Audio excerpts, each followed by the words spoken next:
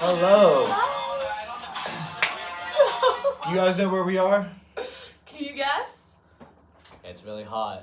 We are actually in Miami, one of my favorite cities. Me and my daughters go here every year. It's one of our family traditions to go snorkeling, surfing, the clubs in Miami.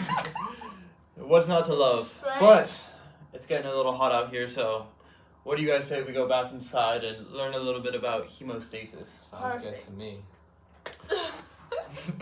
You're just All gonna right. cut that, right? We're back. Perfect. We're back in the classroom. It's too hot out there, so let's get into hemostasis. Hemostasis is the process of keeping blood within a damaged blood vessel, and in Latin you can think of hemo, referring to blood, and stasis, referring to stoppage, which I think is a very simple way to think about it. And in discussing hemostasis, there's three major steps. First being vasoconstriction, the platelet plug, and coagulation. Vasoconstriction is the first step because it helps all the following steps go much more smooth.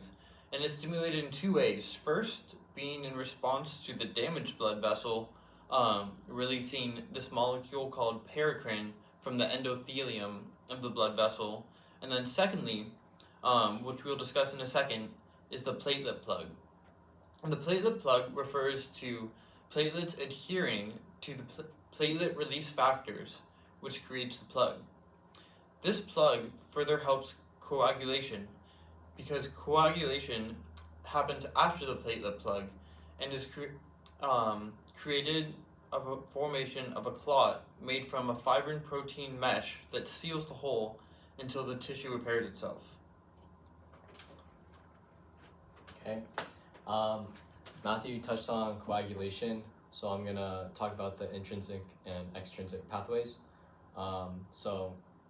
Intrinsic is damage to tissues and it exposes the collagen, and that is also known as the contact activation pathway.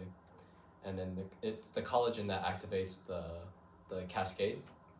And then for extrinsic, it's damaged tissues that expose the tissue factor, which is basically external trauma.